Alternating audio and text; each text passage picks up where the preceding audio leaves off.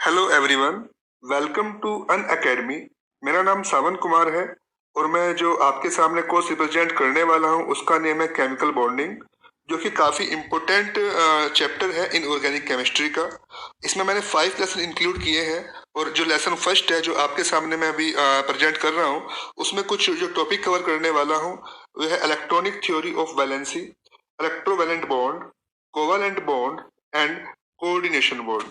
इस लेसन से जो ऑडियंस जो टारगेट है वो क्लास 11th और जो other examination like competition exams examination है उसको भी स्टूडेंट को काफी बेनिफिट होने वाला है। तो चलिए स्टार्ट करते हैं chemical bonding lesson first. Okay, the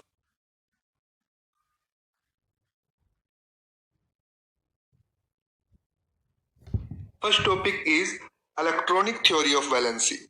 electronic theory of valency means कि आपको यहाँ से ये क्लियर होगा कि जो एटम्स हैं, जो एलिमेंट्स हैं, वो बॉन्ड क्रिएट क्यों करते हैं। ऐसी कौन सी रिक्वायरमेंट है जिससे कि जो एटम्स हैं उनको बॉन्ड बनाने की जरूरत पड़ती है।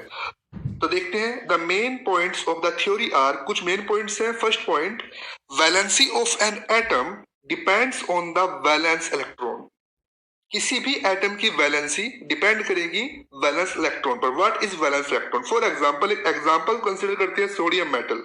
The atomic number of sodium is 11 and electronic configuration is 2,8,1। अगर हम KLMN सेल के बारे में बात करें तो 2,8,1 is the electronic configuration of sodium. तो जो लास्ट में इलेक्ट्रॉन होगा, जो सबसे आउटर मोस्ट सेल का इलेक्ट्रॉन यानी कि 1 है, उसको बोलेंगे क्या? Valence electron. और वैलेंसी जो है उसी पे डिपेंड करेगी। थोड़ा सा आपको आइडिया दूंगा क्यों डिपेंड करेगी। सपोज कीजिए कि किसी के लास्ट में 1 इलेक्ट्रॉन है, तो 1 इलेक्ट्रॉन होने का मतलब है कि वो सभी एटम टेंडेंसी रखेगा 8 इलेक्ट्रॉन कंप्लीट करने का। ओके, तो यहाँ पे 1 है तो क्या करेगा? वो 1 को डोनेट करेगा, या अगर किसी के पास 7 है तो क्या करेगा? 1 को एक्सेप्ट करेगा। तो मतलब आगे इस चैप्टर में यही पढ़ेंगे आप। तो यहाँ से फर्स्ट पॉइंट ये क्लियर हो जाता है कि जो वैलेंसी है वो डिपेंड करती है वैलेंस इलेक्ट्रॉन पर। अगर किसी के आउटर मोस्ट 1 इलेक्ट्रॉन है तो 1 डोनेट करेगा, यानी कि उसकी वैलेंसी 1 हो गई। ओके, तो वैलेंसी टोटली तरीके से डिपेंड करेगी आपकी वैलेंस इलेक्ट्रॉन पर। Second, electronic configuration of noble gas is stable.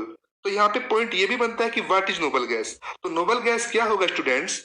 Noble gas, suppose कीजिए आपका ऐसा इलेक्ट्रॉनिक कॉन्फ़िगरेशन जिसके आउटर मोस्ट सेल में 8 इलेक्ट्रॉन आते हैं।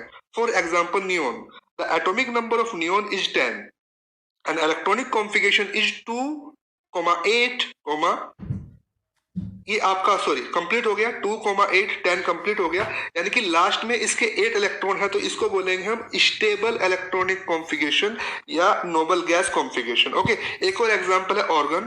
The atomic number of organ is 18 and electronic configuration is 2,8,8। Okay, तो जिसके लास्ट में 8 इलेक्ट्रॉन होंगे उसको हम क्या बोलेंगे स्टूडेंट्स? स्टेबल इलेक्ट्रॉनिक कॉन्फ़िगरेशन या noble gas electronic configuration.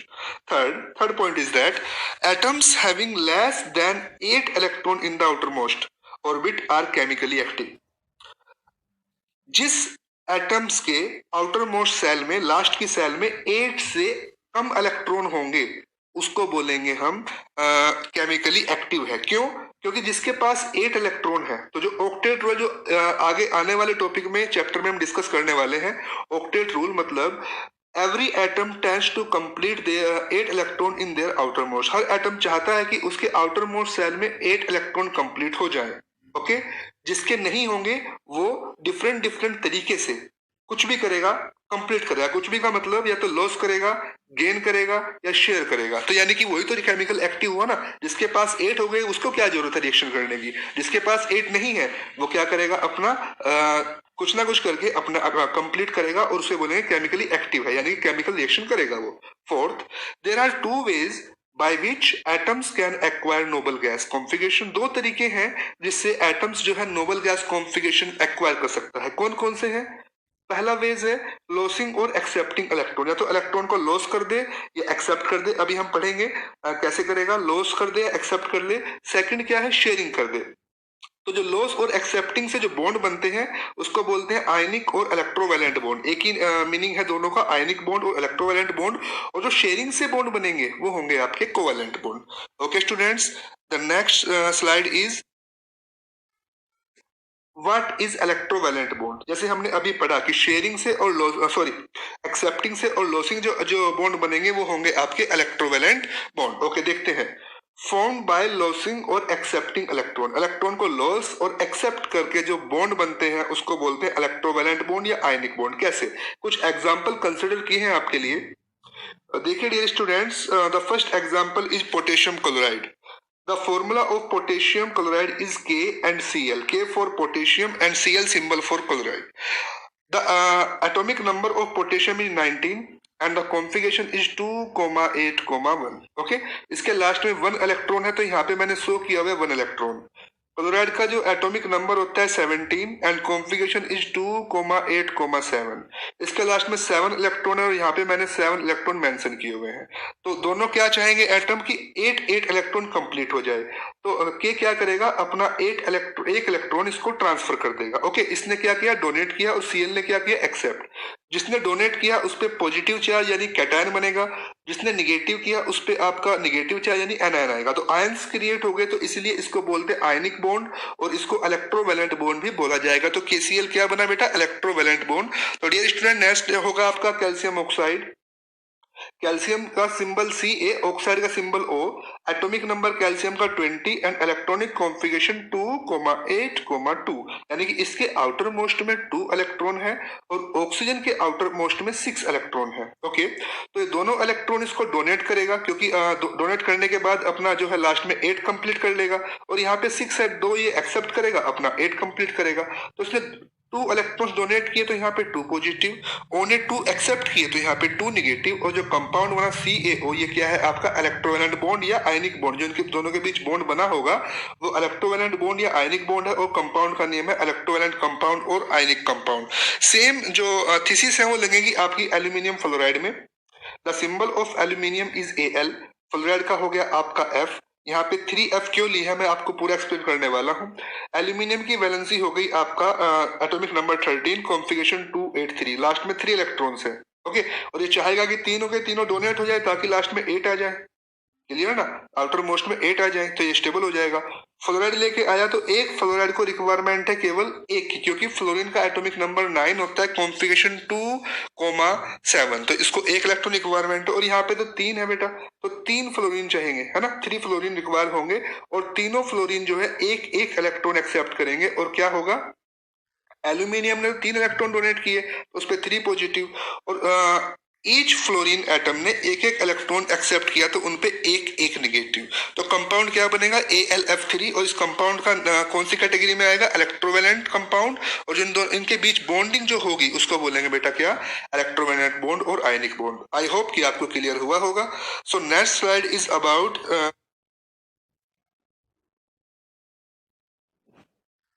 General characteristic of electrovalent compound. जो आपके इलेक्ट्रोवैलेंस कंपाउंड है ये कौन कौन से कैरेक्टरिस्टिक है इंपॉर्टेंट। First, crystalline nature. बिल्कुल, what is the crystalline? Crystalline का मतलब जिसमें एटम्स या कंस्टिट्यूएंट पार्टिकल्स का जो पैटर्न है वो रेगुलर पैटर्न फॉलो करते हो, है ना, उसको बोलते हैं क्रिस्टलाइन नेचर। ओके, तो जितने भी आयनिक कंपाउंड्स होंगे उन वो होंगे आपके क्रिस्टलाइन नेचर का होगा। एक दो प्रॉपर्टी और है क्रिस्टलाइन की कि अगर आप उसको चाकू से कट करेंगे तो जो सरफेस आएगा वो स्मूथ आएगा। तो इसमें सभी इलेक्ट्रोवैलेंट कंपाउंड फॉलो करते हैं क्रिस्टलाइन नेचर, क्रिस्टलाइन सॉलिड को फॉलो करेंगे। सेकंड है आपका high melting and boiling points, क्योंकि इनके बीच जो बॉन्ड बनेगा वो बॉन्ड काफी स्ट्रॉन्ग होगा, तो उसकी वजह से जो आपका मेल्टिंग पॉइंट है और बॉइलिंग पॉइंट है वो आपका क्या हो जाएगा, काफी हाई हो जाएगा। हार्ड एंड ब्रिटल बिल्कुल होगा।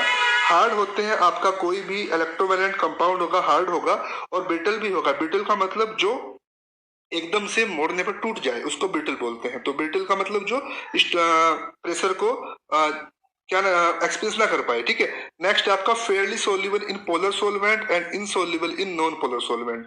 तो ये आपकी एक केमिस्ट्री की थ्योरी है कि जो पोलर है वो पोलर में ही सोल्यूबल होगा और नॉन पोलर में। बट क्वेश्चन इज दैट कि पोलर कौन से होते हैं, तो जिसमें आपके पॉजिटिव और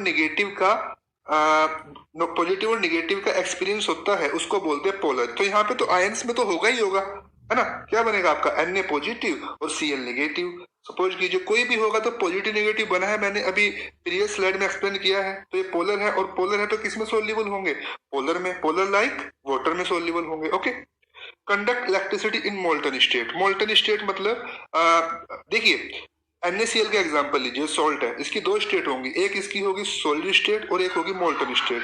सॉलिड तो जैसे एज इट इज है, और मोल्टन जब भी किसी वाटर में इसको हम डिसोल्व कर देंगे या किसी सॉल्वेंट में इसको डिसोल्व कर देंगे, बनेगी मोल्टन स्टेट। तो जो इलेक्ट्रोवैलेंट कंपाउंड्स हैं वो केवल मोल्टन स्टेट में ही इलेक्ट्रिसिटी कंडक्ट करते हैं। रीजन इज दैट क्योंकि मोल्टन स्टेट में इनके आयंस फ्री हो जाते हैं। ओके, और सिक्स, ये आइसोमॉर्फिन शो करते हैं। क्या होता है आइसोमॉर्फिन? जो सेम इलेक्ट्रॉनिक स्ट्रक्चर शो करेंगे। ओके, तो सभी electrovalent compound same atomic structure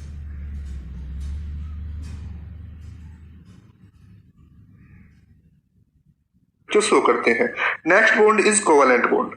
covalent bond को किसने प्रपोज किया था? लेविस ने, एंड इंप्रूव किया था इसको लैंगम्योर ने। ओके, एक्चुअली बनता कैसे है? मैंने कहा था दो टाइप है, या तो आप डोनेट या एक्सेप्ट कर दीजिए, या सेकंड है आप उनकी म्यूचुअल शेयरिंग कर दीजिए। इलेक्ट्रॉन्स की शेयरिंग कैसे? एग्जाम्पल कुछ कंसिडर करते हैं। तो ये जो बनते हैं म्यूचुअल शेयरिंग से बनते हैं covalent bond. First example is hydrogen molecules H2, यहाँ पे भी एक H मॉलिक्यूल और यहाँ पे भी।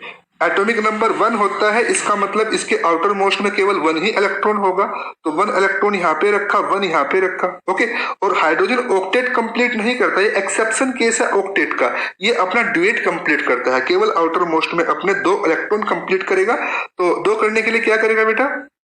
एक बार ये एक एक इलेक्ट्रॉन की दोनों क्या करेंगे? शेयरिंग करेंगे, और एक दोनों इलेक्ट्रॉन से मिलकर एक बॉन्ड बनेगा, और क्योंकि बॉन्ड शेयरिंग से बना है इसलिए इसको बोलेंगे कोवैलेंट बॉन्ड। ओके, नेक्स्ट है आपका क्लोरीन मॉलिक्यूल Cl2। Cl के पास आपको पता है कि 7 इलेक्ट्रॉन्स होते हैं आउटर मोस्ट में, एक एक इलेक्ट्रॉन की दोनों को ये भी शेयरिंग करनी होगी, तो यहाँ पे होगा Cl और सिंगल बॉन्ड Cl जो कि कोवैलेंट बॉन्ड को रिप्रेजेंट कर रहा है। एक इंपॉर्टेंट फैक्ट और आपको बताऊं कि नॉन मेटल और नॉन मेटल के बीच में जब भी कभी रिएक्शन होगा, जब भी कभी बॉन्डिंग बनेगी, तो आपका कोवैलेंट बॉन्ड होगा, और मेटल और नॉन मेटल के बीच में आपका इलेक्ट्रोवैलेंट आयनिक बॉन्ड होगा। Okay, next is hydrogen chloride. तो हाइड्रोजन का फॉर्मूला हो गया आपका H, क्लोराइड का हो गया Cl। H के पास 1 इलेक्ट्रॉन आउटर मोस्ट में, क्लोराइड के पास 7 इलेक्ट्रॉन है आउटर मोस्ट में। दोनों आपस में क्या करेंगे? बॉन्डिंग करेंगे, और कंपाउंड क्या बनाएंगे? HCl। ओके, H अपना ड्यूएट कंप्लीट करेगा, क्योंकि उसको रिक्वायरमेंट होती है केवल एक, तो उसके पास होता है एक इलेक्ट्रॉन की और रिक्वायरमेंट है, तो वो कंप्लीट कर लेगा अपने दोनों इलेक्ट्रॉन। और Cl के पास 7 है, और Cl एक इलेक्ट्रॉन लेने के बाद बेटा क्या करेगा? अपना ऑक्टेट कंप्लीट करेगा, और कंपाउंड क्या बनेगा? HCl। ओके, HCl कंपाउंड को बोलते हैं कोवैलेंट कंपाउंड, और इनके बीच जो बॉन्ड बना है उसको क्या बोलेंगे? उसको बोलेंगे आप covalent bond. Covalent bond single भी हो सकता है और डबल भी। तो डबल का भी एक एग्जांपल देखते हैं, ऑक्सीजन मॉलिक्यूल O2। O2 मतलब O और O, एटॉमिक नंबर कितना होगा ऑक्सीजन का? एटॉमिक नंबर होगा आपका at 8 एंड कॉन्फ़िगरेशन इज 2,6, मतलब इसके आउटर मोस्ट में 6 इलेक्ट्रॉन होंगे और यहाँ पे भी 6 होंगे। अब 6 है तो कितने इलेक्ट्रॉन्स की रिक्वायरमेंट होगी? इनको 2 इलेक्ट्रॉन्स की रिक्वायरमेंट है 8 ऑक्टेट कंप्लीट करने में। तो क्या करेंगे बेटा? 2 इलेक्ट्रॉन की शेयरिंग करेंगे, दोनों इधर से भी और इधर से भी। और डियर स्टूडेंट, क्योंकि इन्होंने 2 इलेक्ट्रॉन की शेयरिंग की है, तो इनके बीच में कौन सा बॉन्ड बनेगा? Dual bond. ओके, तो मैंने कहा कोवैलेंट बॉन्ड बनेंगे शेयरिंग से, और कोवैलेंट बॉन्ड 3 टाइप्स के हो सकते हैं, single covalent bond, double covalent bond, triple covalent bond. Okay, अगर एक इलेक्ट्रॉन शेयरिंग हो रही है सिंगल कोवैलेंट बॉन्ड, 2 इलेक्ट्रॉन की शेयरिंग होगी तो डबल कोवैलेंट बॉन्ड, और 3 इलेक्ट्रॉन की शेयरिंग होगी तो आपका होगा ट्रिपल कोवैलेंट बॉन्ड। एक और डिफरेंट टाइप्स ऑफ बॉन्ड हम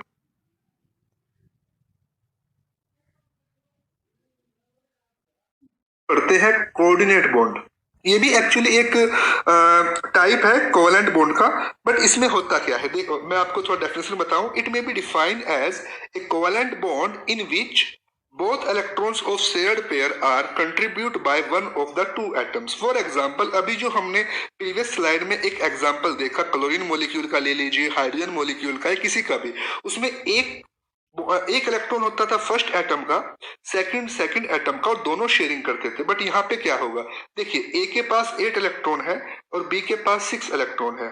अगर इन दोनों को आपस में बॉन्डिंग करनी है तो शेयरिंग करनी होगी इलेक्ट्रॉन्स की, लेकिन इसके पास तो ऑलरेडी कम है और इसका ऑक्टेट कंप्लीट है। तो यहाँ पे क्या होगा स्टूडेंट्स?